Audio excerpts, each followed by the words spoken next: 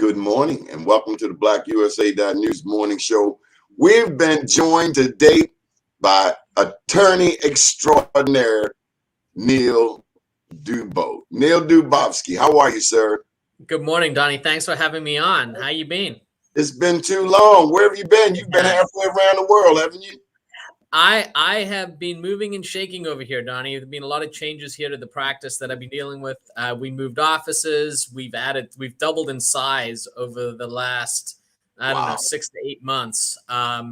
And just being, brought on a new attorney. Things are starting to really pick up, which is great. So, been dealing with all of that. Didn't you do some traveling? I was in South Africa, which is where I'm from originally, back in 2020. And then I was at a conference earlier this summer in Las Vegas. And other than that, really haven't been traveling too much. Trying to stay away from airports and airplanes. I still have younger kids who haven't been able to be vaccinated yet, so still trying to be a little bit careful. Neil, I gotta ask you, man, how have you been dealing with COVID? As best I can, I guess is the best way to answer that question. We've been, when I was vaccinated, which was all the way back in April, I basically decided, well, I wasn't going to go out and sort of go crazy and pretend that the pandemic didn't exist. I really did want to go back to normal as much as I could, because really, to me, that was the point of getting vaccinated. I always thought it was a mistake for the government or for the the CDC and everybody else to tell people, oh, you need to get vaccinated. And by the way, even if you're vaccinated, you can't do this and you can't do that. I think there were a lot of people who were on the fence about getting vaccinated, and I think what they needed to hear was, guys, life can go back to normal if you do this. When they started telling them the opposite, it wasn't giving anybody an incentive. The people who were on the fence, it wasn't incentivizing them to actually get the vaccine. So I thought that was a messaging mistake. We've gone back to normal for the most part. My wife actually had, even though she's vaccinated, had one of the breakout cases a few weeks ago. She tested positive, very, very mild symptoms. She got basically, I joked, she had a mild cold and got a week where she didn't have to take care of the kids, and it was dad's job. So look, we're dealing with it the best we can. Fortunately, there were no health issues related to it. And hopefully once they make the vaccine available for kids, it looks like they're about to begin the emergency use authorization process, then we can start moving on. At some point, we have to move on. COVID is going to be with us forever. COVID is going to be like the flu. We're going to have to get shots every year. That's going to be the new normal going forward. And we have to find the right balance between making sure we protect people who are vulnerable, but at the same time, we can't just live in lockdown and live scared forever. We've got to live our lives.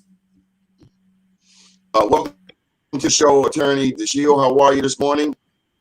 I'm fair to milling and your own self. I've been counting, Attorney. This is 3 weeks. I don't see you at the Board of Estimates. Well, that means one of two things: either my clients weren't the low bidder, or I couldn't find a way to make them the low bidder, or they were the low bidder and there was no disputes, so they got the contract anyway. I'm happy not to be there. A last correspondence with you, Attorney DeShiel. You were on. You went home to the Eastern Shore. Yeah, I was down at the I guess it's the Taz Craft Fest, and actually I've been moving kind of slowly since then, because I developed this thing, sciatica or something, at the ripe old age of 72. So I've been in severe pain for the last 10 days, and I'm still trying various therapies to see where I can get some relief other than taking opioids, which I declined to do. And then what exactly is sciatica? It's a huge nerve that runs from the lower part of your back and all the way down the leg, and all I can tell you is that it's very painful. It does not take jokes very well. It does not like being touched. In fact, if you get close to it, it reacts almost violently.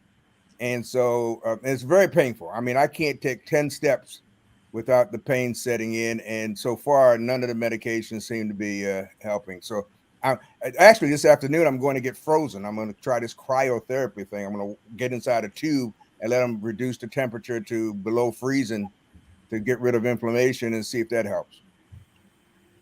My prayers with you, Attorney I Shield. appreciate it. I need them because I'm not a cold weather person. So if I'm doing that, there must be some serious pain going on. I mean, as you were saying it, I was thinking of Matthew Henson on the North Pole. That's a good one. I ran across a piece on Politico about some disastrous macroeconomic policy decisions and the Biden administration. How is this president doing on the economy? You want to handle that one first? No, you go ahead. I'm still catching my breath on that one. Go ahead. Yeah, I got to tell you, I start by saying the obvious, which is all you had to do was show up to be a massive improvement over what we had before. But we need more than that, right? It's not enough to just be better than the last 4 years. And I got to tell you, so far, what I see is to a large degree disappointing. I don't think he has, we have, in terms of economic policy, macro and micro, to be honest with you, I haven't seen enough leadership from the Biden administration in terms of really, really pushing what they believe to have been their agenda. And that's been disappointing. They've left it to Congress, which is broken. And so as a result, we sort of see this meandering right now. Like I just don't see enough policy. And to the extent that there is policy making its way through, it's not being articulated well enough, so people may not be aware of it. I certainly think we're in a better place than we were this time last year economically, but I think a lot of that has to do with moving out of the pandemic more than it is any specific policy decision or initiative by the Biden administration. That's my view. I see the aftermath of at least the first phase of COVID resulting in what I would refer to as the rise of the proletariat. I see more and more people saying, hey, wait a second. If it's not worth it to me and my family for me to have to get up every day and go to a job where I can't earn enough money to support my family. And if I'm going to sacrifice, I'm going to sacrifice on my own terms. And so really, when Biden says we're going to build back better, unless he's talking about restructuring the fundamental premise upon which the economy is based in this country, at least, which is unmitigated greed. More is the moving factor, and the fact of the matter is that unless the super rich put more skin back in the game, so that the 99 and 9/10% of the rest of us can earn enough from working a regular job to support our families, then nothing really is going to change. And I see, although Biden started off with sort of that ethos, I see him backing away from it. And I see him backing away from it because, like a lot of people, he's allowing the press and the media to dictate and to determine what the issues are or how he should respond to the issues. And if he follows that path, the disappointment that was just expressed is going to be a lot more widely felt. So, Neil, Biden remorse is a reality? I don't think when you say Biden remorse, I don't know that I would describe it as that, because I think to use that term implies that somehow there's remorse about having voted for him as opposed to the alternative. And again, to me, that's just, I view it differently. I don't view it as a binary thing. Is there remorse for most people that they voted for Biden over Trump? No.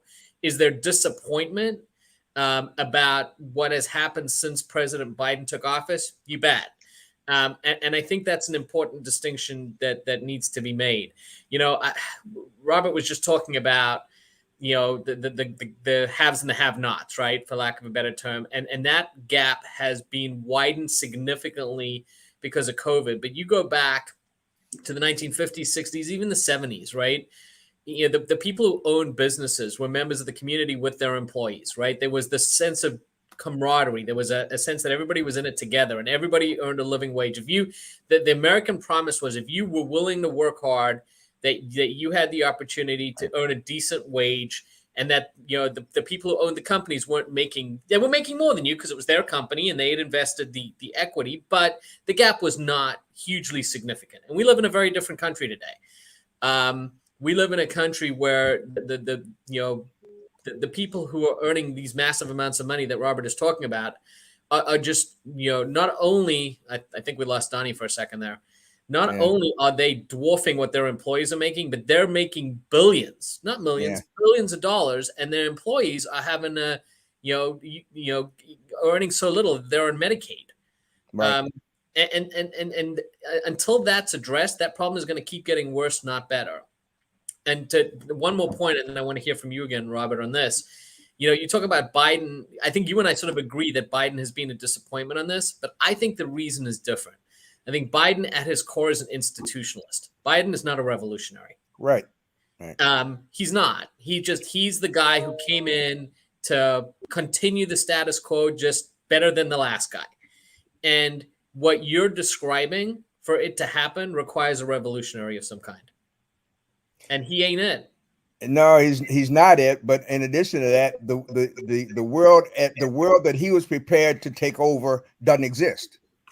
I mean, he was prepared to take over a country and a presidency in a world where facts still mattered, where the truth at least had a place at the table, and where reason prevailed over emotion in most cases. None of that exists. If Trump did anything, he eliminated the middle ground. The question is it gone forever? But it's clearly not here today. Today, you got to pick a side, and you got to stick with it. Come hell or high water, you got to pick your poison, and you got to take it, because there's not very much room for movement. Even within the so-called, I mean, everything is defined in terms of now Democrats and Republicans, and that once you adopt that philosophy, you've lost the game. It's too tribal. Yes, exactly. Right. We were never intended to be this tribal. I mean, when other people should be doing what we're doing right now, which is Biden is quote unquote our guy, certainly as compared to the alternative. Yeah. But that doesn't mean he should be immune to criticism or scrutiny. And I think what you're describing, there was some of this with President Obama, but nowhere near the level that we ended up seeing with Trump, where there was this, people loved the person, right? There was almost this mini level cult with President Obama, who I adored, but people loved him, right? Yeah. And then you saw with Trump, it got taken to this level that we've never seen before, which is this just slavish devotion to one person above everything else. And so I guess on some level, going to somebody like Biden, who's much more normal, is a good thing, because people aren't, there isn't that sense of cultism related to Biden. Yeah. And that's good. But there should be criticism of him where it's warranted. Like, we should not continue down that path of tribalism as related to the president. Even if we voted for him and he does things we don't agree with, we should say so, because the other side didn't, and it led to Trump. Neil, I'm curious to get your thoughts, shifting gears a bit, on Haiti. Since you've been on the show, we saw Haitians show up at the Mexican border, and they were attacked by men on horseback with whips. At the same time, you have refugees, immigrants coming from the Middle East, from South and Central America, and the reception was as different as day and night. And to boot, Haiti just had had an assassination. The head of state was assassinated, and there were some Canadian missionaries who, for whatever reason, were in Haiti and got snatched. Yeah, I mean, there's a lot to unpack there. I mean, there's the Haitian question specifically, and then there's our immigration policy more generally. I think another area that we could criticize the Biden administration is they were not prepared when they took office for what to everybody else seemed completely inevitable, which was the Trump administration was correctly perceived as being very, very negative on immigration. right? And clamp down on it heavily. And they should have recognized that the second that Biden took office, there was going to be a flood of potential immigrants at our borders because there was a perception internationally that we would be more welcoming and receptive. Whether or not that should be the case, to me, is a separate conversation. The fact is, this administration was not prepared for what should have been glaringly obvious to anybody, was that people were going to be more likely to try and come once Biden took office. And in terms of the Haitian problem specifically, I just, again, two parts to that. We have not done an effective job at all in dealing with what is the humanitarian crisis in that country. I think there are two ways to deal with potential immigration problems. We spend far too much time on the back end dealing with people at our borders and not nearly enough on the front end trying to help out in countries, especially those that are close by, to deal with the problem at its core, which would alleviate the flood of people, which is if you can help deal with the humanitarian crisis in the country. And we certainly have the means to be able to do that, and we just don't. Well, and that's because in many cases, we were responsible for the destabilization politically that created the problem in the first place.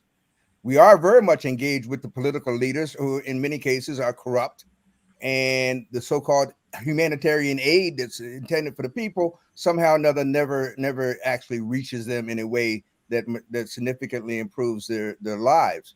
Of all the my view on the Haitian situation, of all the people who are trying to enter the country now, and don't get me wrong, I mean that there is a limit to which any system can sustain the kind of intrusion that occurs. I mean, school systems, public systems, water systems, that mean they're only designed to handle a certain volume of utilization. And when you go over that volume, no matter who it is, you've got a problem. But the Haitians are the only ones who are attempting to enter the country now by reason of things over which they have no control.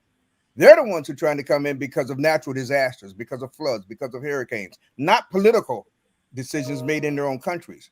My view is if your problem is political in your country, then you need to stay in your country and fix it, just like I'm trying to do here. This is not a sanctuary for political. I don't buy that. And if the problem in your country was created by the policies that were endorsed or either historically or presently by this country, then you need to say that, and you need to have courage to fight for that. It did come out, Attorney DeShield, that these missionaries being sent was some retaliation by warlords there in Haiti. Not pleased with the assassination. Well, I mean, that's good. There is in every. I'm not there to evaluate their sense of morality within their country or anything else. I'm simply saying, with respect to the issue of immigration, the problem at the border, if you will, it results from incidents and events over which these people had no control. They had no control over the hurricanes, over the earthquakes, or any of that. And so that pushes, to me, that prioritizes their need for assistance versus other people who are fleeing for good cause. Don't get me wrong. I mean, fleeing for your life is a good reason to run, but running is not the answer. Sometimes you got to stand your ground and fight. Since you're both attorneys, I wanted to bring up that the U.S. Supreme Court dealt another blow to opponents of COVID-19 vaccine mandates yesterday in the latest sign that the court is not willing to strike down the public health requirements. Should there be mandates put in place? I mean, right now, the cops, the Baltimore City Police Department, are saying, we're not taking. So I'm going to go all lawyer on you, Donnie. Should there be is a different question than is there allowed to be, right? So there's actually a case from back around the time the Spanish flu, and I forget the name. I didn't research it coming in today. That basically makes crystal clear. It's actually an easy constitutional and legal question that government mandates are permissible legally. They can. Right? If there's a public health crisis and they deem it to be, they are able to do it. To me, that is a different question from should they. So the legal question is actually easier to me than the public policy question. because I think ultimately, look, I'm a big proponent of the marketplace and the marketplace resolving these types of things. I think it should be up to business owners. And I think that's one of the reasons why we just had something in Texas last week where the governor enacted an executive order that disallowed any entity from instituting mandates. I think that's a mistake. I don't think government should tell businesses to have them or that they can't have them. Every business is in a different position. I do, however, believe that schools have the right to do it in the same way that they currently have mandates for every other type of vaccine. I don't know why this would be an exception to that, especially since our kids haven't been vaccinated. You know, there are mandates for measles and polio and all sorts of other, mandates for vaccines. But in terms of the private sector, I own my own business, right? Robert owns his own business. If we decide for ourselves to have or not have a mandate, that should be our decision. And then our employees can decide for themselves whether or not they're willing to abide by it or whether they want to go find somewhere else to work, whichever way we come down on that. But I'm not a big fan of government stepping in and telling businesses they have to or are not allowed to have mandates. What about the cops? I think so again, that goes back to public policy. Legally, can they? Yes. To me, that's a tougher question because police officers are among the people who interact in person with people in the community. And so because of the nature of this virus, it does lead to more transmission. I think that to me, I lean towards yes, but I also am not somebody who feels strongly about that. I believe we have a public health crisis, and I believe that the question of should doesn't even we're past that. I think over 700,000 people tells me that it shouldn't be a question at this point, and therefore it leads me, inevitably to the issue of that because we should, therefore we actually should. We absolutely have to impose the mandates, in my opinion. But we gotta really examine this whole resistance thing, the whole anti-vaxxer thing. I think we attribute too much credibility to it. I don't think most people who are opposed to it have it. It's not because they are afraid of the consequences of taking a shot or because they're so tied up with personal choice. Hell, I think I could drive my car at 100 miles an hour safely, but I can't do it because there's a speed limit on the highway. I didn't think that, some people don't think their kids ought to be vaccinated for measles and chickenpox and the things, but you do it because we recognize the fact that if you don't do it, the consequences are dire for not just for you, but other people that you may or may not even care about. But we should. So, it's all a bunch of BS, in my opinion. Quite frankly, it's a bunch. It's stirred up and it's created by the people who ultimately would deny this president any credit for having any positive impact upon the spread or the of this virus. There are people, and why, and the media frames this thing. The media frames it. I mean, in the school systems, parents who come in and say, I don't want my child to have to wear a mask. That should be a parental decision. Well, so should it be that your kid should have shoes on or a coat or a hat? Where does it stop? It's a bunch of crap, in other words. And I think somebody ought to just call it that and keep it moving. Yeah, and I agree with that completely. And let me layer on top of that this idea that it's my body, my choice with regard to mask wearing is so ridiculous. Yeah, because it ignores or basically avoids the question which Robert was just addressing, which is the mask and vaccine, yes, are in part designed to protect you, but predominantly to protect other people. And you don't just get to say, oh, my body, my choice, when what you're talking about is the protection of everybody else, right? Nobody complains. This isn't a perfect analogy, I'll grant you. But nobody complains that they're required, that they're mandated to carry automobile insurance when they have a car, because they understand that they have an obligation to other people on the roads, that if they cause an accident, they have to have insurance that covers other people, right? We have an understanding of that as a principle. Nobody complains that they're being required to do anything, right? So to me, again, imperfect analogy, but the principle is the same. The masks, this idea, and Robert's right, it's worth getting angry about, this idea that somehow putting a covering over your face is the greatest invasion of personal liberty this country has ever seen, and it's being compared to slavery and the Holocaust, is so offensive, so absurd that it makes me angry. It's a piece of cloth over your face. Just put it on. Yep, I couldn't agree more. Well, okay. We shift gears a bit. Abortion in Texas. What's going on with Texas? What's going on with these voting rights?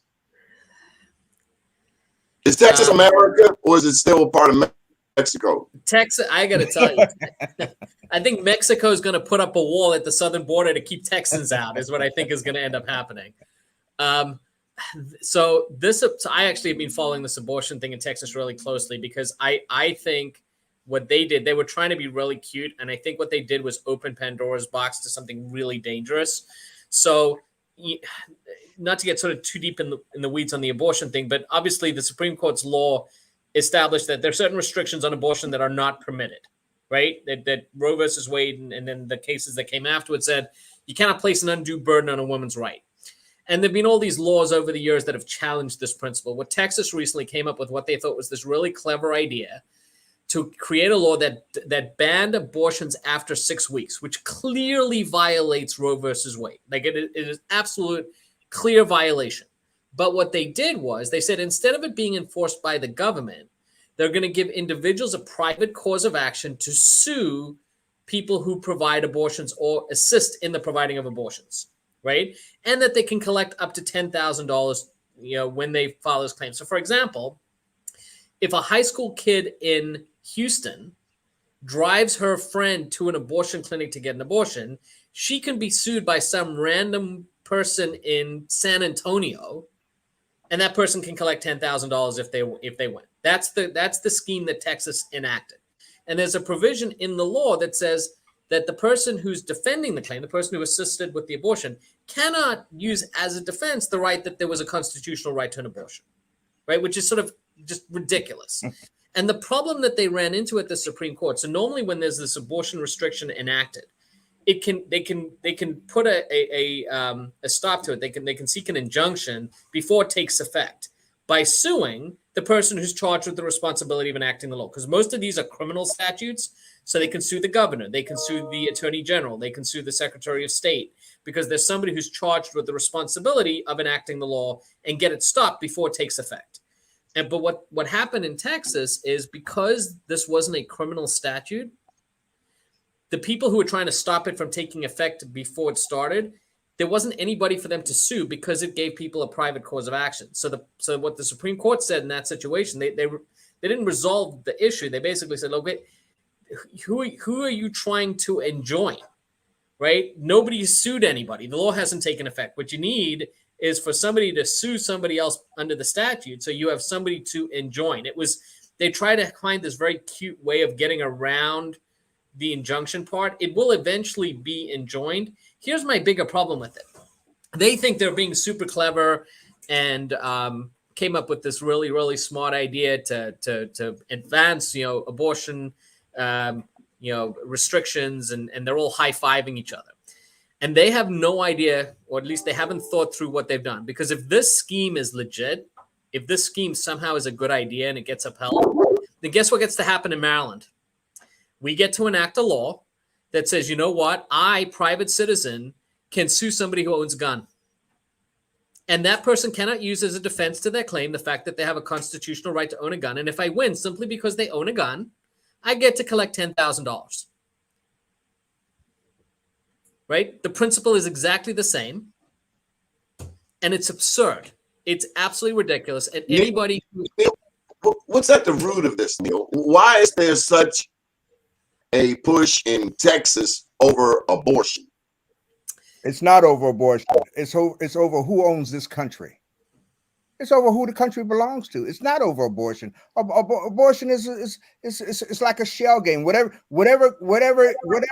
tune that they can play that strikes an emotional chord, they'll do that. But that's not the issue. The issue is, who does this country belong to?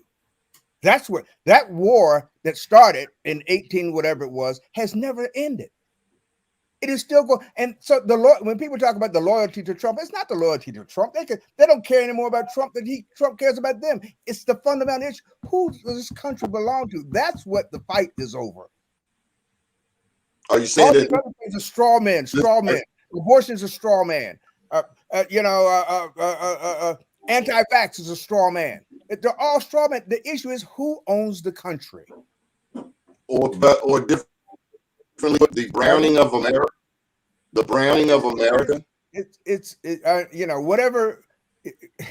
When you say the browning of America, the fact of the matter, I mean, I'm not even sure how you define that, but the notion that you can still identify white men as a class is that principle is there, and that those white men are the ones who own the country because they happen to occupy positions of authority.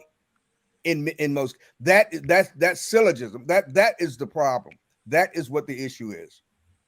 And I don't know whether they're, I don't think anybody's thinking about how deeply, as long as you look like you fit the mold, you're okay. They're not doing blood sampling anymore. Nobody's doing DNA testing on it anymore. But if you look the part, you are the part. And that's the way it is. I fundamentally agree with that. There's one part I slightly disagree with, which I think it has to do also in part with control. There was a segment of this population that had things really, really good from the time of the founding of the country until around the 1960s or 70s. And then the country that they really loved and enjoyed because they had every advantage started being taken away from them. And then, oh my goodness, this country elected an African-American president in 2008 who sounded, whose name sounded like he was a Muslim. Can you believe it? And these people really perceived this existential threat to what they thought was in their world, the real America. And so this is the part that I agree with Robert about. What we have seen, you saw in the rise of the Tea Party after President Obama got elected. And what you are seeing now is a continuation of that. It's an attempt on the part of some people to reassert control over what they believe to be the real America, but in some ways, more importantly, to establish who they believe are the real Americans. And they would not think that would include the three of us. Right. Any similarities, Neil, to South Africa and what your home country went through with the dismantling of apartheid and the election of Nelson Mandela?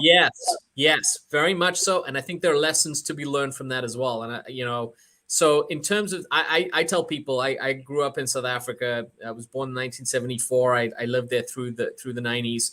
And I tell people I grew up in what was the equivalent of the American 60s, right? I grew up in a segregated South Africa, and I lived through our civil rights movement and the dismantling of apartheid. I saw it firsthand. And, eventually the elevation of Nelson Mandela to president. And while, look, we could talk for a week about what led to that and not even scratch the surface. To me, what was more important was what happened from that point going forward, and where South Africa actually did something that America has never done. We confronted what had happened. We had a Truth and Reconciliation Commission. They provided immunity to people to provide truthful and honest testimony on the theory that everything has to come out and be out in the open, and we have to confront this. And that is something that this country has never done. And there was value in that in South Africa, right? There were a lot of people who were very upset that a lot of white people who did very, very bad things were given immunity. And the trade-off, which President Mandela supported at the time, was that it was more important. Prosecuting individual people for doing bad things was less important than the ability to move beyond what had happened by getting all the truth out in the open. And I think he was right. And he was, to go back to the comparison between the two, Donnie, I think two things. Number one, America's never had that truth and reconciliation approach. They've never really confronted in a meaningful sense the history that led to the civil rights era and everything that's happened since.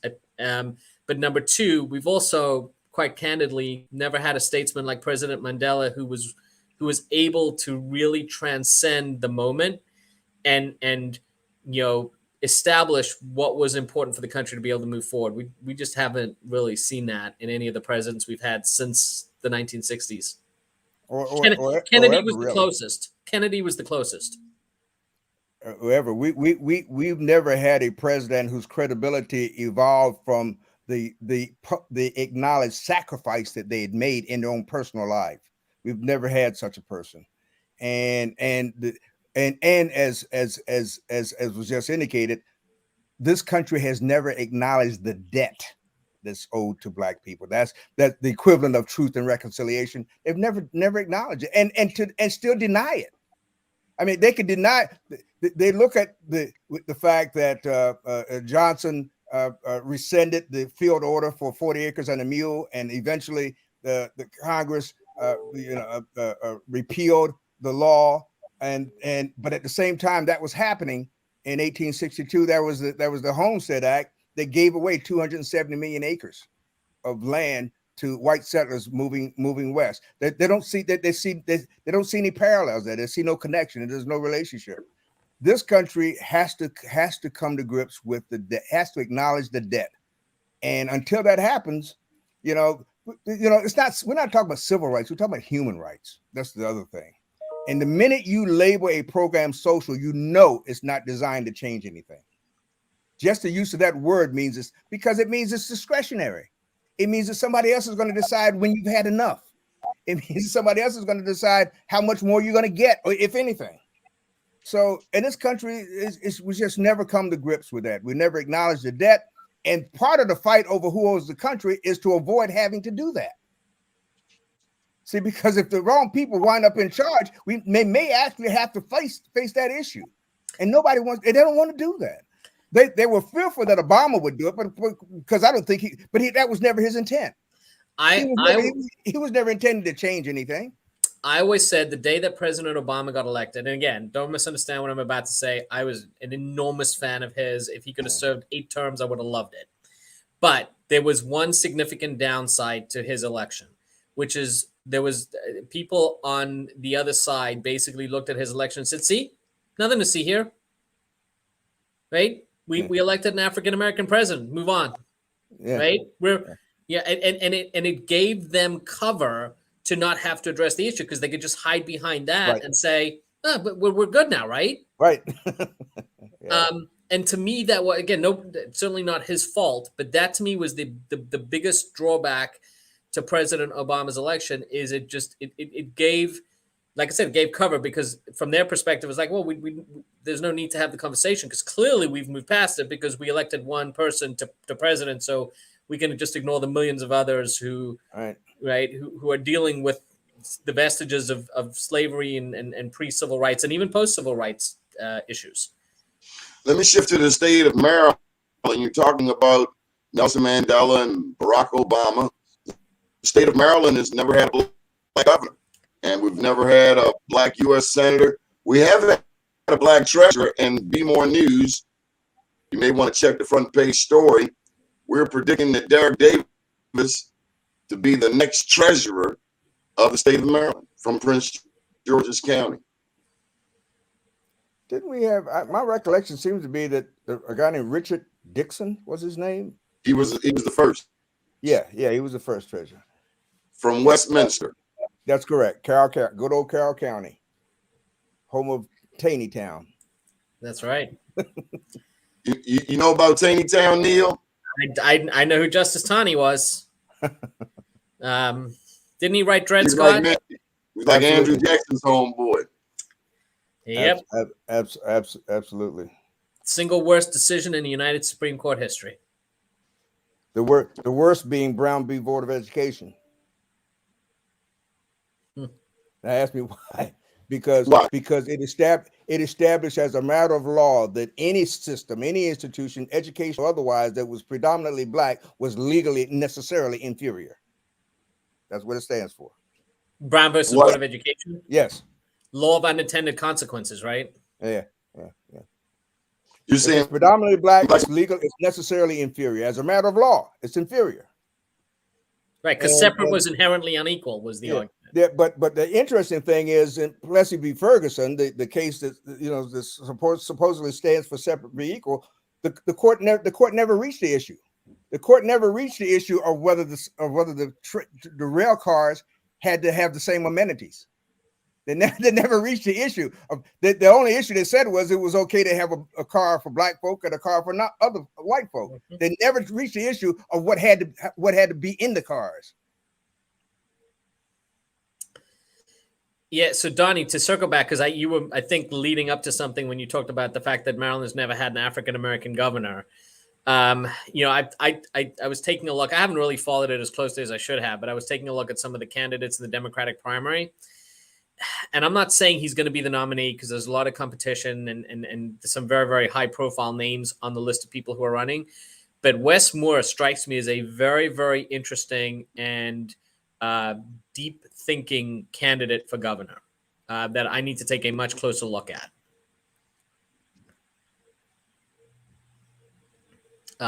He has I don't know whether you guys know much about him. He's he's written a lot, served in the military, CEO of Robin Hood organization. My fear for him is that in a race that has higher profile names like Peter Franchot and Doug Gansler, and certainly Tom Perez, who was head of the DNC and who was Obama's labor secretary, that he might get drowned out. I hope that's not the case. Again, I'm not saying he will be the nominee, but I'd very much like to hear more from and about him. Well, it's interesting you didn't mention Rashawn Baker, who came second in the last race just behind Ben Jealous, who we have not seen in the state of Maryland ever since. Rashawn Baker, he was at the forum Thursday night that the Black Caucus held. And if the name of my book, my first book, is Unapologetically Black, then when I heard Rashawn Baker Thursday night referring to black people as people of color, for me, that's the definition of apologetically black. Yeah, and I didn't mean to be dismissive of him. I just, I don't think he carries the same name recognition as some of the other people, which it wasn't in any way intended to reflect on his abilities or credentials. More people, I'm sure, have heard of Tom Perez or Peter Franchot than have Rashawn Baker. That may change. Well, Franchot, when he came to the Black Agenda, Franchot, he read his statement. He said he had to leave early because of family, and he did note that he was the first to put out a Black Agenda, but it was rather cold. If you ask me, your thoughts, Mr. DeShield? First of all, I'm a very strong Wes Moore supporter. That's number one. I let you know that right off the bat. Tom Perez called me and I wouldn't take his call. I've had enough of Obama people, quite frankly. And I had him for 4 years with him. And Biden's administration is full of them. I've just had enough of them. And I will not continue the false presumption that Obama or any of his people ever intended structurally to change anything, because I don't think that was ever their ambition. I don't think that was ever their goal. With respect to Baker, he doesn't. The fact that he pulled a Latino lady from the county council, Montgomery County, to try to support his platform, his position, I'm not a fan. I'm not a fan of Rashawn Baker, and I think when he lost to Jealous, he sort of shot his wad as far as I'm concerned. I have, with respect to Franchot, although my good friend and client Al Hathaway is, I believe, his Baltimore City or Baltimore County campaign, maybe the Maryland campaign. I don't know what the heck it is. I know it's very close to the Franchot's campaign, but the fact of the matter is, he is not going to support anything that, in my opinion, that creates any kind of structural change in the state of Maryland. We need to change something. And one thing that we've got to change is the notion that the leader of the state has to be a white male. That's a fundamental change. And obviously, Franchot can't usher in that change. Nor can Tom Perez. Good Tom Perez. And I don't think Rashawn has the guts to even to attempt it, to be honest with you. Well, and let me say that now the things that when I first met with Wes Moore, and the thing that impresses me most about Wes, and I hope that it will get better, is that he acknowledges what he doesn't know. and he is willing to listen and to learn, which doesn't mean that we necessarily agree on everything, but he's willing to learn, to listen, and to learn. And that's those are tremendous assets as far as I'm concerned. Does he have the street credibility, Mr. DeShield? I'm sorry? What did you Does say? Wes Moore have the street credibility? He can get it if he picks the right people to come around him. He can get it if he allows the people, if he selects the right ones, and he allows the people to properly shape and guide the movement of his campaign. He's not gonna get it by bringing in people who run national campaigns for Van Hollen or whatever. No, the street people have got to have credibility on the street, and the tell of the tape will be when we see who ultimately emerges as his closest advisors. That's when we'll know. And Robert, can I ask you a question about Wes? Because yeah. I genuinely, I'm very intrigued by him. Yeah. I want to learn more. He strikes me as an immensely substantive person, which is rare in politics today. But how does he compete? What is the strategy to compete in a race where he clearly has less name recognition than three of the other major candidates? I would say start early, before 2020, like 2021, like how about 2017, 2018? Well, I'm not an expert in running campaigns and anything else, but I first of all, but it seems to me that you've got to identify your population. You've got to know what you need to win. And what I've said to him is that, in order for you to win, you've got to get 80 to 90% of the Black vote, and you've got to get 40% of the Black eligible voters to come to the polls. You do that, and you don't do that, you got no chance. You do that, and you've at least got a chance of winning. And it doesn't take name recognition you can accomplish that overnight. That doesn't take a whole heck of a lot of time to get name recognition. All you got to do is, what you can't get overnight is relationships. And what you've always taught me, Mr. DeShield, that it's all about relationships. Oh, it ain't about nothing. That's right. It's all, and that's what I mean when I say it depends on the people that he brings into the fold, the people who are supporting him and their credibility. Because I can't know everybody, but I can trust Donnie because I know Donnie. And if Donnie says that Neil is a good guy, I'll take Donnie's word for it because we grew up together. So that's relationship. That's relationship building. And if he brings people who have those relationships in the Black community, he can win. And I'm urging him to do that not almost on a daily basis. Well, I put in a call to a woman who I have a lot of respect for down in Southern Maryland. A lot of Black people from Prince George's County, Neil, have moved to Charles County. It always surprises me how many people in Maryland don't know Dolores Spencer, but she's a godmother politically to that neck of the woods. And I'm just always surprised at how many Black political leaders, especially from Greater Baltimore, don't know Doris Spencer. She's the head of the Southern Maryland Black Chamber of Commerce.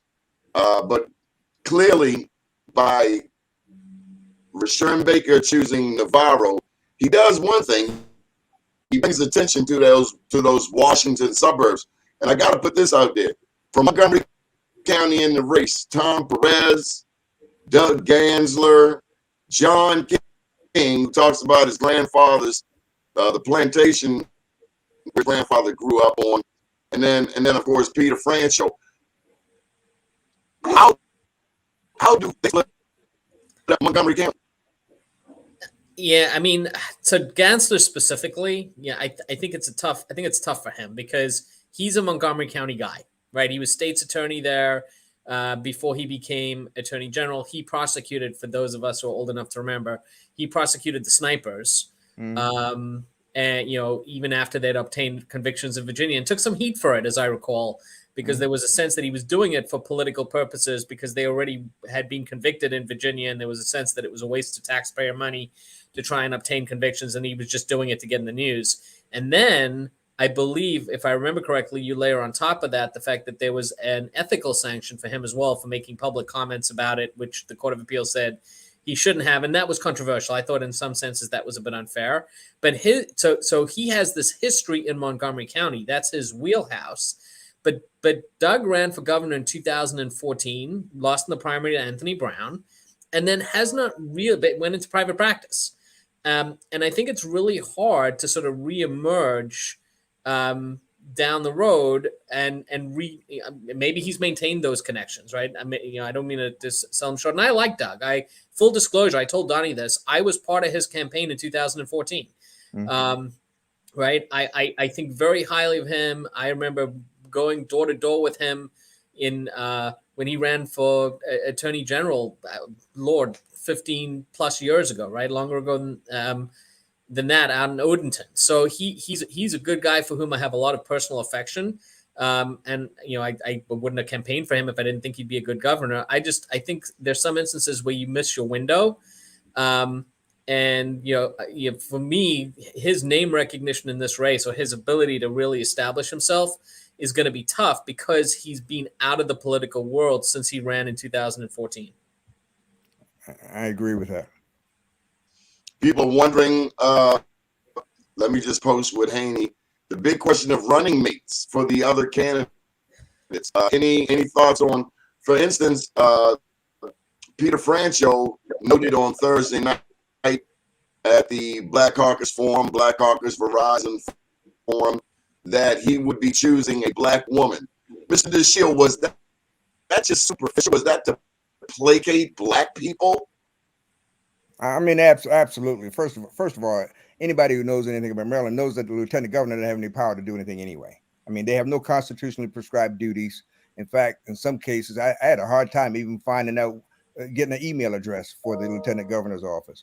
But yeah, it's just for the same reason that Rashard picked the Latino lady from Montgomery County. It's a sound bite. It's the optics, but frankly, offers nothing substantive as far as I'm concerned. And let me just add to that. I have always had a problem. I think there are immensely qualified people of color, both male and female. And I think when you announce in advance, Joe Biden did this, that you are picking X person of X race, right? Without identifying the person. And when you eventually pick that person, the perception is that they were picked based on demographic reasons instead of their qualifications. Yeah. And to me, that's a problem because it is unfair to the person who selected. Kamala Harris was an immensely qualified person to run as vice president, but because he announced ahead of time that he was limited to a certain demographic, it gives people cover to say, oh, he just picked her because she's an African-American woman. And that's not fair to the candidate. If you want to pick somebody who is Black or female, pick them, but don't announce ahead of time that you're sticking to a demographic, because when you eventually pick the person, right, you are doing them a disservice. I agree. But plus, she's not Black. But who's looking? Right. I get that. But my overall point is more along the lines of I think it's unfair to the candidate because you're conveying the impression that you picked them for something other than their qualifications, and that's not fair because they are people. Take Wes Moore for example. Yes, we talked, Donnie, about the fact that he would be the first Black governor of the state of Maryland, and that's significant. But he is far more than just the color of his skin, and I think we need to not that you guys are violating this, but we need to stop pigeonholing people based on that. Pick the right person, and that person should be somebody of color. That's fine, but don't announce ahead of time that you're picking a Black female or somebody. Like just pick the right person. I agree with that because first of all, it demeans the classification. Correct. I mean, if being Black simply is the substance of that, if the sum and substance of it is simply the color of your skin, then we've lessened what it means to be Black. Because skin don't make kin, as I heard somebody say that. And the reason, and that's exactly right. And the reason I say it does a disservice to the person is because, again, let's use Kamala Harris as an example, right? Tremendously capable, tremendously qualified, and now she has to withstand scrutiny because there's a perception that the reason she was picked had nothing to do with her credentials and everything to do with demographics, because he announced ahead of time that he was making the pick demographically. Right. But yet, in spite of that, the outcome, I think, would have been the perception would have been entirely different had it been Susan Rice, or even Condoleezza, or Val Jennings, or I mean, who would clearly have been perceived as bringing more substance, notwithstanding Kamala's quote qualifications. Either of those other people would be a lot more visible today than Kamala is. But they still would have had the same problem, Yeah, that's true. Biden announced ahead of time, so the perception would have been, oh, so now he was stuck with these people, right? That's true. That's true. And that's not fair to Val Demings, for example. I think that she's running for Senate. She's running against Marco Rubio in Florida. Yes. Val Demings is one of my favorite members of Congress. She's an incredible person with an amazing background, right? She should not have been relegated to one of the candidates for that choice simply based on the fact that she's female and black. I agree. I want to take these final moments to pass the ball to you so you can share whatever thoughts, but also to thank both of you, Neil and Attorney DeShiel, Attorney Dubowski and Attorney DeShiel, for supporting this network. We've been able to expand from Be More News to this national platform on BlackUSA.News, and it's because of your ongoing support, and I thank you from the bottom of my heart. We've been able to build a network that now includes 2 shows from California, 1 from New York, as well as shows still from this area. So thank you. Well, I thank you for having the courage to step out. I thank you for having the courage to step out into previously unknown territory. And I'll say, Donnie, being associated with you and your show is an unbelievable privilege because you do great work, and you are one of the people who gets news out to listeners and viewers in a way that many other people don't. Robert was describing earlier the media and how awful they are. It is a breath of fresh air to have a resource like this available to people where you can get news from people who don't. Everybody has their biases, but it's presented not in a biased or in a way that it betrays an agenda. So, final thought on 2021 for you, Neil Dubo. Boy, when is it over? Hopefully 2022 will be better. Although I think we said that going into 2021. I think. My biggest, it's a longer conversation, Donnie, but I have a sense of trepidation and fear going into 2022 because I think there's an incredibly high likelihood that the Republicans are going to retake control of Congress just based on historical norms and the data tracking that I've seen. And I think if that happens, whatever the Biden agenda is or is going to be stone dead at that point, which means they got to pass whatever they need to pass before then. I think the next 2 years are going to be atrocious, and Lord help us if a Republican wins the White House with the Republican Congress in 2024. So yeah, on that very optimistic note, that's my thought on 2022. Well, I'm looking first at the redistricting issue that's pending in Baltimore County. I'm looking to see if we get at least one additional predominantly black district out of in Baltimore County, where 47% or greater of the population today is non-white. On the national, at the national level, if Biden and those who support him can't get rid of the filibuster, then he's DOA anyway. Because anything that he gets coming out of Pelosi, out of the House side, he's still got to deal with Howdy Doody. I'm sorry, not Mitch on in the Senate. So I mean, and if he can't get his folks to as I say to get rid of the filibuster, then it really won't matter because his programs are going to be stopped at the Senate door anyway. Good deal. Well, gentlemen, thank you for your time. We'll be back this evening at 7 p.m. for Sister Biz. That includes and Tamara Brown. Thank you for your ongoing support again. My name's Donnie Glover, and we will see you tonight. Have a wonderful Have a good day. Thank you, everybody. Bye-bye. Bye.